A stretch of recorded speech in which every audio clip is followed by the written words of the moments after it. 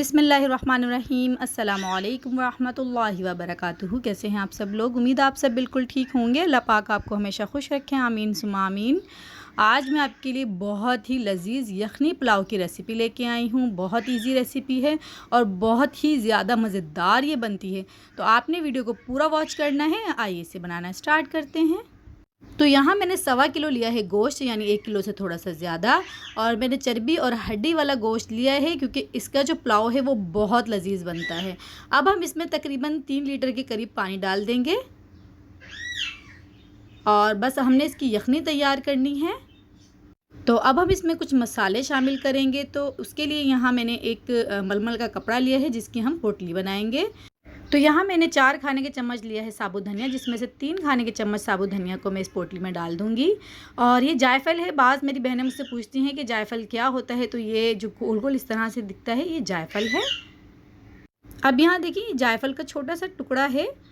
अगर हम एक पूरे पीस को तोड़ते हैं तो जो चौथाई हिस्सा है वो इसमें शामिल कर दिया है। एक मैंने दालचीनी की स्टिक ली है इसमें, और 3 अदद मैंने इसमें बड़ी इलायची शामिल की है।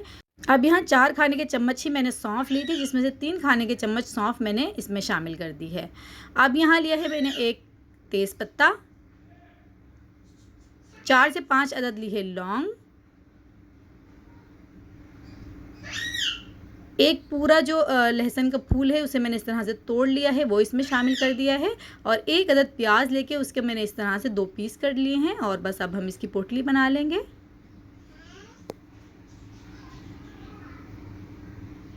देखें ये रेडी है। अब हम इसे यखनी में शामिल कर देंगे और बस इसे अब लो फ्लेम पे हम कवर करके पकने के लिए छोड़ देंगे। तकरीबन 1.5 से 2 घंटे हमने इसे पकाना है ताकि गोश्त जो है वो अच्छे से टेंडर हो जाए। अच्छा, अब यहाँ हम पुलाव मसाला तैयार करेंगे। बहुत लजीज बनता है इससे पुलाव, तो आप ज़रूर ऐसे ही करिएगा। देखिए जो एक एक खाने के चम्मच मैंने साबुत धनिया और सौंफ को बचाया था वो मैंने इसमें ले लिया है, और एक दालचीनी की स्टिक ले ली है। 2 अदद मैंने बड़ी इलायची ली है, यानी काली इलायची। 4 अदद ली है छोटी इलायची। 5 से 6 अदद ली है लौंग। और थोड़ी सी देखिए यहाँ जावित्री ली है मैंने। और एक छोटा सा टुकड़ा लिया है मैंने जायफल का, तो आप देख सकते हैं कितना है। और अब यहाँ 1 चाय का चम्मच साबुत काली मिर्च ले लेंगे हम। 1.5 चाय का चम्मच ज़ीरा लेंगे। बस अब इन सब चीज़ों को हम अच्छे से ग्राइंड कर लेंगे, तो बहुत अच्छा सा हमारा एक मसाला तैयार हो जाएगा। देखें, तो बस इसे हम निकाल लेंगे और एक साइड पे कर देंगे। अब यहाँ 2 घंटे हो गए हैं, तो देखिए माशाल्लाह यखनी भी हमारी अच्छे से रेडी है, गोश्त भी बहुत अच्छा टेंडर हुआ है। तो अब ये जो पोटली है हम इसको इसमें से निकाल लेंगे, और ये जो गोश्त है हम इसे निकाल लेंगे और एक प्लेट में एक साइड पे कर देंगे। और यखनी को भी हम एक अलग बर्तन में निकाल लेंगे।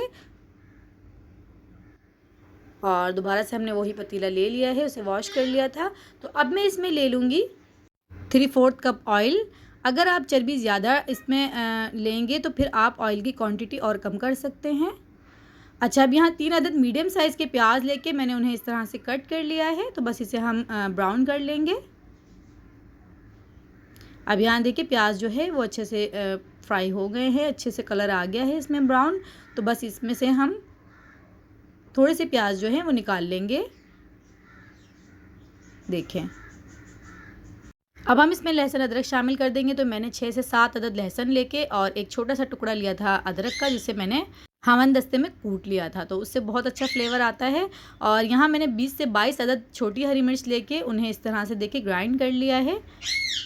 तो बस हरी मिर्चों को भी हम इसमें इस तरह से शामिल कर देंगे। और हमने इसमें कोई लाल मिर्ची वगैरह नहीं शामिल करनी है, तो जो स्पाइस होगा वो इसी से होगा।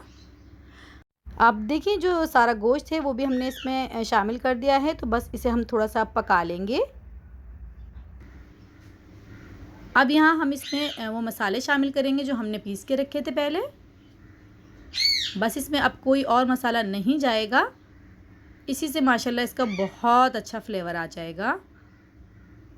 और अब यहाँ हमने आधा कप इसमें शामिल की है दही। बस इसको थोड़ा सा हमने पका लेना है।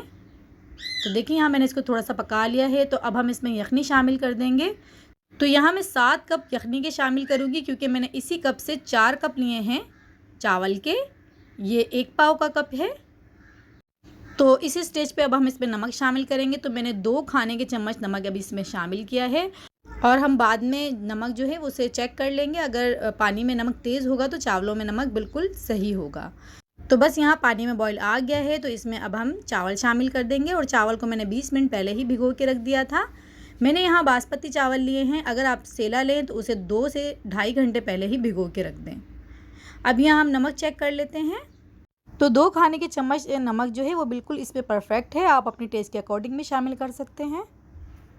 और बस इसको कवर कर दिया है। और यहाँ देखें, अब इसे हम चेक करते हैं। तो थोड़ा सा पानी अभी इसमें है। तो इसी तरह से हम थोड़ा इसको खुला रख के पका लेंगे, ताकि पानी जो है वो खुश्क हो जाए।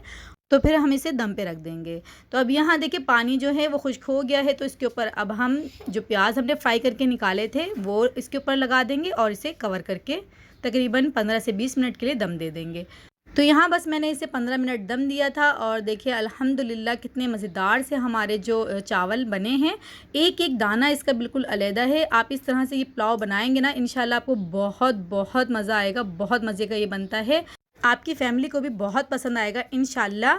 और देखिए इसमें हमने कोई हरा धनिया पुदीना नहीं शामिल किया, उसके बगैर ही ये बहुत लजीज बनता है। लेकिन अगर आप शामिल करना चाहें तो आपकी अपनी मर्ज़ी है, आप कर सकते हैं। तो बस हम इसे डिश आउट कर लेंगे। अब इसे निकाल लेंगे हम, और ये देखिए माशाल्लाह से तैयार है हमारा मज़ेदार सा पुलाव।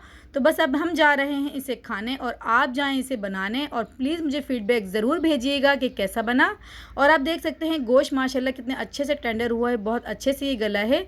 तो आप ट्राई ज़रूर करिएगा, और मुझे फ़ीडबैक ज़रूर भेजिएगा कि कैसा बना। मिलते हैं फिर इंशाल्लाह नेक्स्ट रेसिपी में। दुआओं में मुझे ज़रूर से याद रखिएगा। अल्लाह हाफिज़।